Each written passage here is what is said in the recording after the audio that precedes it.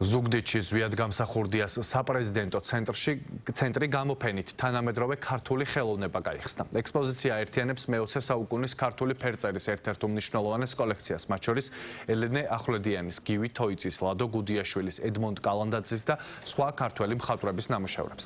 ცენტრში გაიმართა საქართველოს ეროვნული ბიბლიოთეკის გენერალური დირექტორის კონსტანტინე გამსახურდიას საჯარო ლექცია ზვიადგამსახურდია მებრძოლის სამშობლოსა და ერი სახელმწიფოსთვის მომავლის მოღვაწე.